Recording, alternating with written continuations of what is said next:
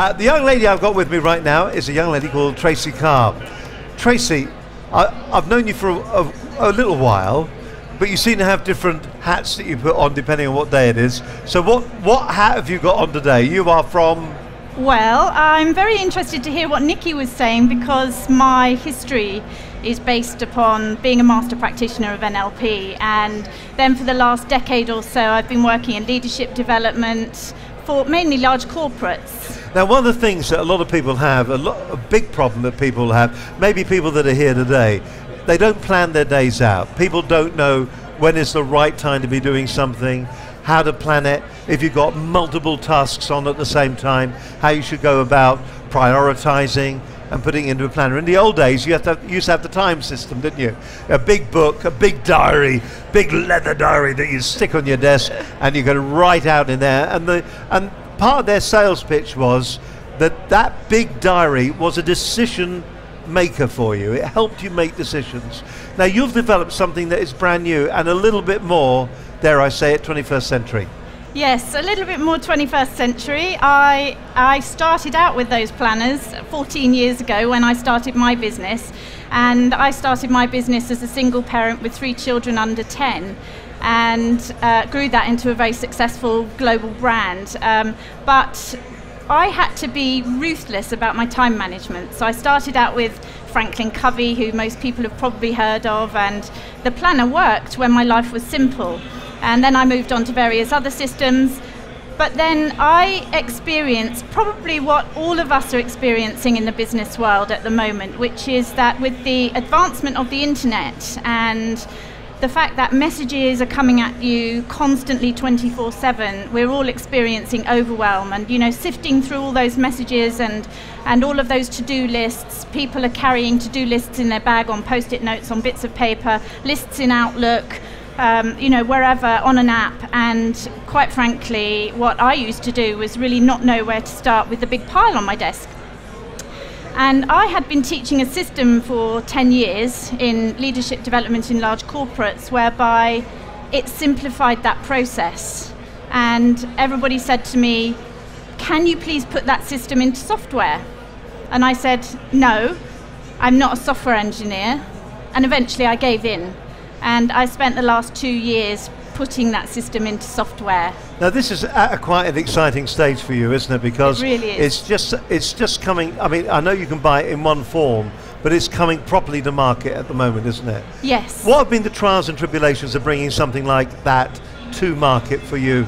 Because you're a small business too. Well, so what's it been like for you? Probably the most challenging thing I've ever done. I gave myself 3 months to develop this software, and it took 2 years. So inherent in that are all sorts of cash flow issues, and the biggest stretch is the technology, because I didn't realize until I was halfway through the project that I had a technology business. I started the development of the software as a coach, and halfway through the project I still thought it was a coaching business, right, until I started talking PHP and wireframes and so on, and then I realized, wow, I've got a technology business, and that's a whole different mindset. Now for those people that don't know what you're talking about now, PHP and all of that is the language of the internet, isn't it? That's right, coding, and how you support the software, where you support it, all sorts of thousands of decisions. So you've developed, from your concept, you've developed a time management system for businesses and individuals. You've put it onto the computer. Who wrote the software? Did you write the software, or is it something that businesses can do if they want to develop a package like that or a product like that? Where did you go? What did you do? Well, it was very much a collaboration. I had already developed the system into a paper planner which people were buying, and then I started to develop the prototype around that paper planner, and we got user feedback all the way along. It was very important that the product would work for businesses, for business people. And so we really worked with the users to shape the final model around what they wanted. And one of the key things that they wanted was that it would be editable, so that they could design it around their business objectives. So what we have now is a standard business version, which has the ability to measure things like marketing, sales, finance, product development, kind of generic business package. And then we have the ability to design it around your own business and your own objectives, and to add your employees in so that everybody is increasing their productivity. So that's where you are right now.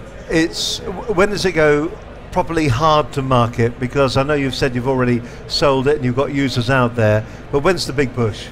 Well, I've just been approached by somebody in the US who's so excited about it that he is talking about rolling it out across the States in some kind of partnership or joint venture. And that's very exciting, and I'm working towards the 2015 proper launch.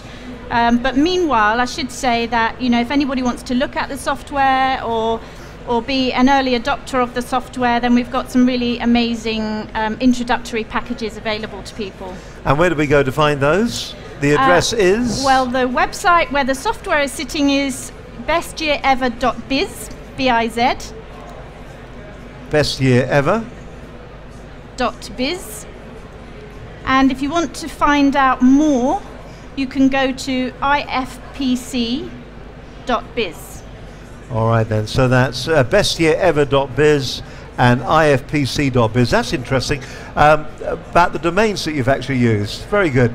ifpc.biz and bestyearever.biz. People writing it down, that's good. We should actually talk to the domain people over there. Why did you go for a biz domain? It's a very interesting question, because these decisions are very important, but it's all in the branding for me and the name. You know, what I've learned about marketing is that your name has to describe what it does on the tin, and for me, the software will create your best year ever if you follow the system and follow the formula. But .com wasn't available, .co.uk wasn't available, so we went for .biz. We're always looking for the .coms as well, aren't we? That seems to be still traditionally the way. So you really do need like the .com, the .co.uk. I'm sure the guys over there at .uk would actually have a different word on that. So maybe what we'll do is we'll nice one. Yeah, well, maybe we'll get them over here and we'll have a bit of a word about domain names and what you should be looking for. Listen, as always, fantastic talking to you. And you're going to be on the program in I think a couple of weeks, couple of months' time. I am indeed. We're looking forward to having you on the show. It's going to be fantastic. Don't forget, if you want to find out more about Tracy Carr and the business, and also that organizer, we've all got them, be it anything from a file of fax, maybe all the way through to your smartphone as well, for that matter. We try to organize ourselves. Maybe you've organized yourselves for today and you've come here. This maybe could be the solution that you're actually looking for. So check it out, bestyearever.biz, ifpc.biz if you want more information, and you'll find that information, those website links on the website at businessconnectionslive.com.